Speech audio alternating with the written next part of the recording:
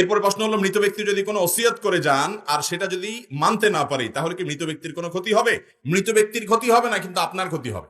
যদি কেউ ওসিয়ত করে যায় জীবদ্দশায়, আর তার ওসিয়তটা ওয়ারিস হিসাবে আপনার পালন করার যদি ক্ষমতা থাকে, তাহলে সেক্ষেত্রে সে ওসিয়ত পুরা করতে হবে। বিশেষ করে অর্থনৈতিক ব্যাপারে, টাকা পয়সার ব্যাপারে, জমি জমার ব্যাপারে, স্থাবর অস্থাবর সম্পদের ব্যাপারে যে ওসিয়ত করে, বাবারে আমার মৃত্যু হয়ে গেলে এই সম্পদ থেকে অমুক মসজিদকে এতটা দিও, অমুক মাদ্রাসাটাকে এতটুকু দিও, অমুক গরিব মানুষকে এতটুকু দিও, বা আমার অমুক পরিচিত মানুষকে এটা দিয়ে দিও, এটা যদি বলে, তাহলে মৃত ব্যক্তির যতটুকু ওসিয়ত আছে তার টোটাল সম্পদের 1/3, 3/1 পর্যন্ত ওসিয়ত কার্যকর করা ওয়ারিসের কর্তব্য।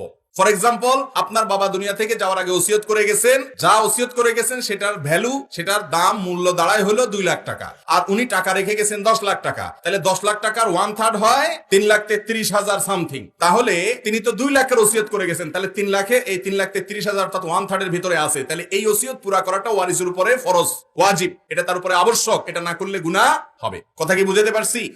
এখন আপনি যদি মৃত ব্যক্তির ওসিয়ত পুরা না করেন, তাহলে আপনার গুনাহ হবে, মৃত ব্যক্তির কোনো গুনাহ হওয়ার কারণ থাকতে।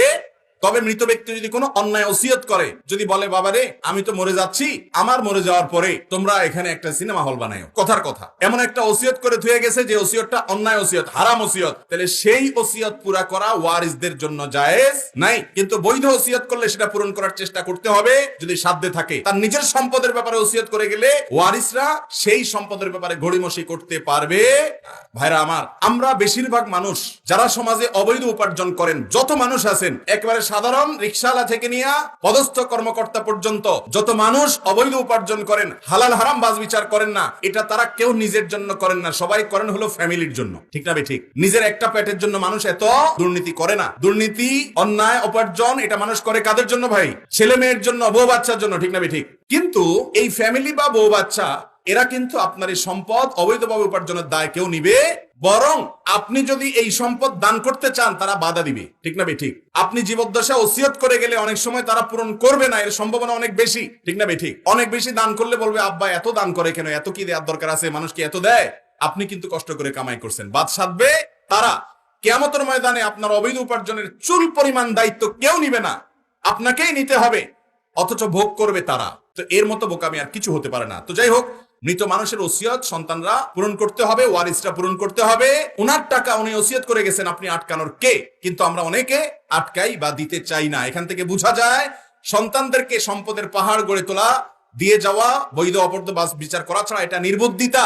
তাদেরকে মানুষ বানায় যান, আল্লাহর খাঁটি বান্দা বানায় যান, আপনার জীবনটা উপভোগ্য হবে দুনিয়াতে, আখিরাত তো অনেক পরে। আর যদি এটা না করেন, তাহলে সন্তানের হাতেই লাঞ্ছিত বেইজ্জত যদি নাও হন, আপনার মৃত্যুর পরে আপনার সম্পদ তারা শুধু ভোগ করবে না, তসরুফ করবে, কিন্তু দায় আল্লাহর কাছে কিয়ামতের ময়দানে নিবে। বাবার উপকারে আসে সেজন্য দান করি, অনেক না, সেটা করবে না, নিজেরটা শুধু বুঝবে। বিধায় নিজের ভালোটা আমাদের বোঝা উচিত। নিজের বাজু পাগলেও বুঝে, কিন্তু আমরা বুঝি না, শুধুমাত্র টাকা টাকা টাকা পাগল হয়ে যায়। আল্লাহ আমাদেরকে হক হালালি চলার তৌফিক দান করুন।